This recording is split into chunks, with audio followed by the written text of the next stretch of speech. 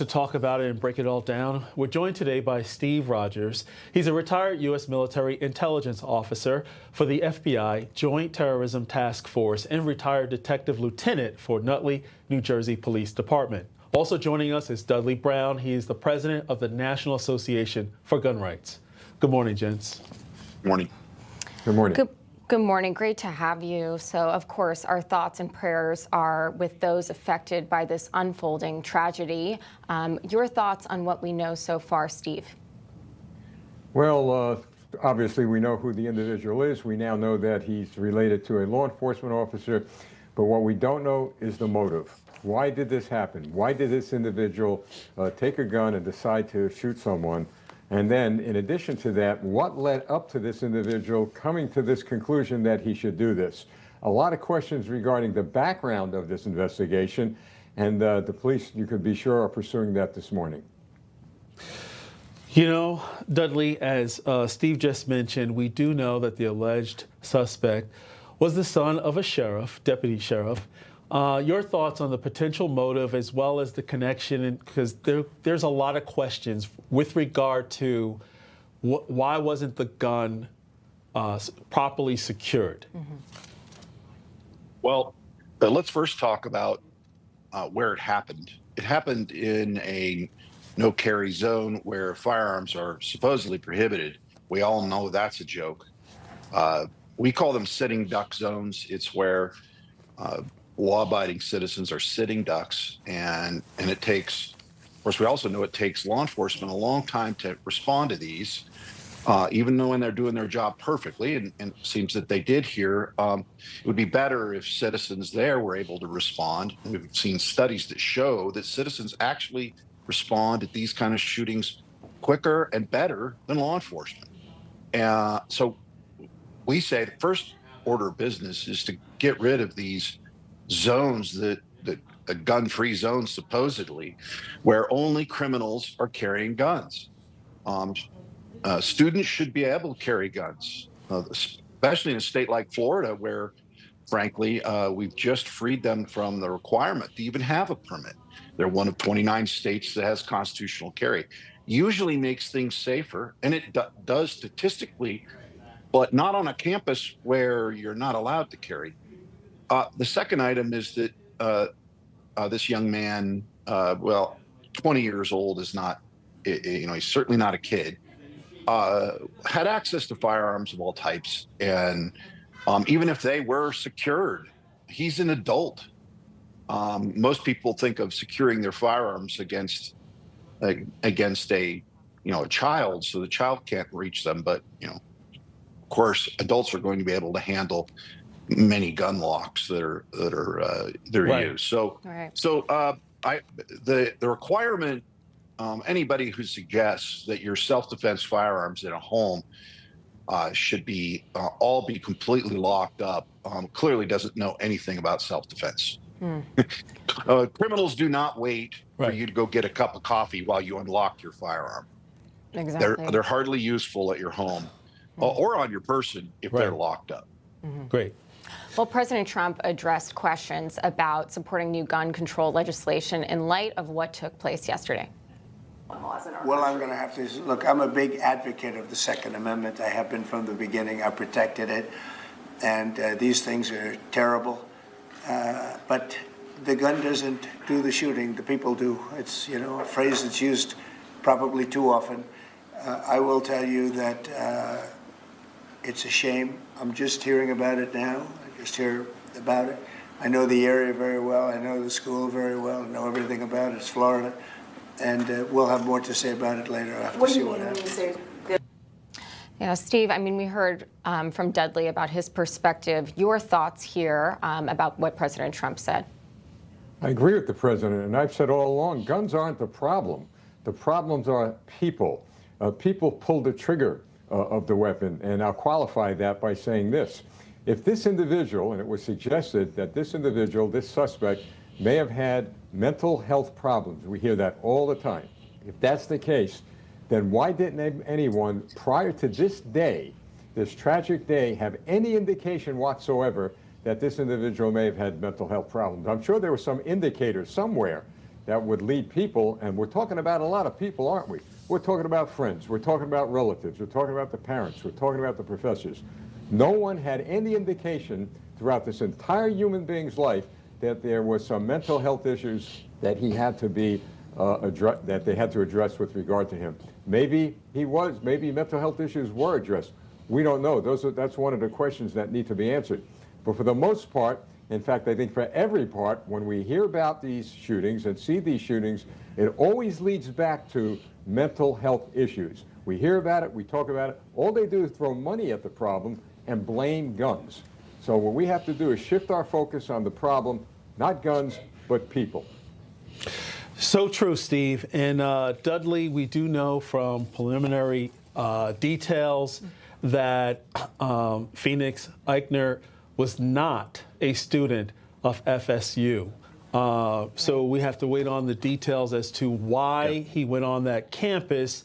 But there are some reports, not entirely confirmed, some reports, to Steve's point, that Phoenix Eichner did suffer from some type of mental health issues.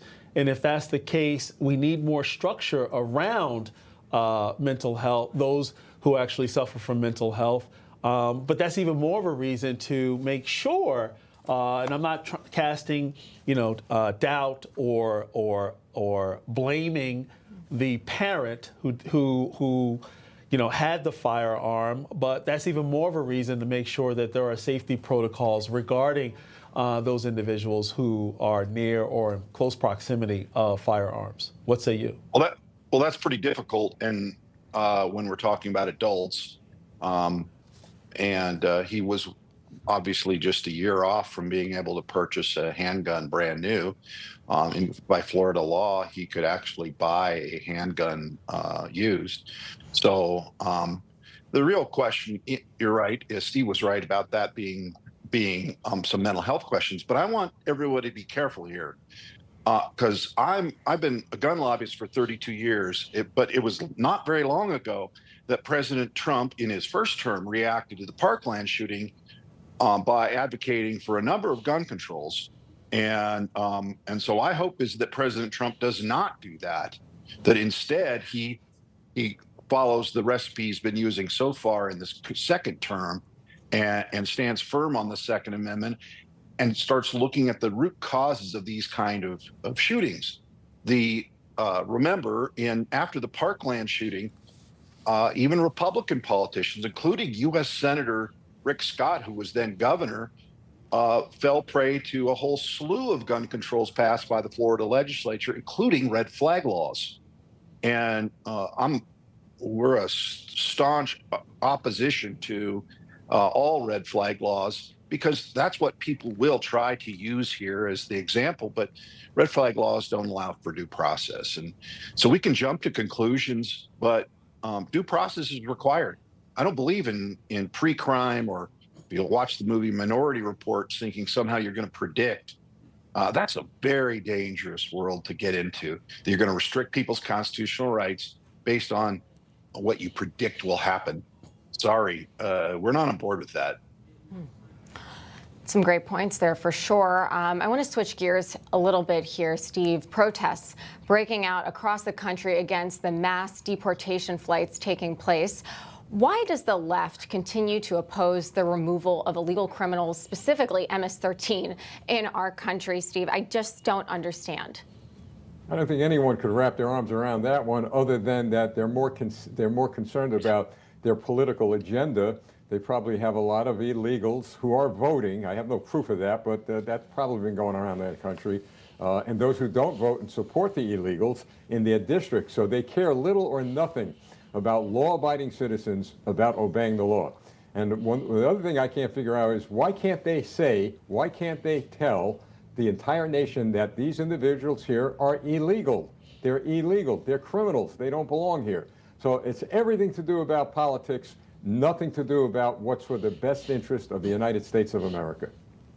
Yeah, we don't know how many of them are voting, but we do know, based upon a DOJ report, that many of them were given Social Security numbers. And in order to register to vote, that's one thing that you need, at least in a state like New York and many other states. So we need some accountability, and we also need some compensating controls to make sure that our electoral process and our republic that we love is protected. So Dudley, the White House has received so much backlash for deportation of Abrego Garcia, back to El Salvador. And we heard from the El Salvadorian president saying that, you know what, he's not coming back. We're not going to release him. And he's an alleged gang member, MS-13 gang member with a violent past, even domestic abuse. So why keep him in the country? Well, and I'm way outside of my lane here because though I work in politics and I try and stay in about Second Amendment issues. But what little I know of El Salvador, and I have done some research about the massive changes that happened in that country, that leader had to make some pretty drastic moves to turn his country from the most dangerous in the world ever, the most murderous country in the world, to one of the safer, at least second world countries. And so it doesn't surprise me that the El Salvadoran government would react and somewhat ignore the rest of the world, because they've got some problems that none of us even dream of. But as we look at MS-13 and gang members in the U.S., it's clear that the open border policy has been very, very dangerous to American freedoms.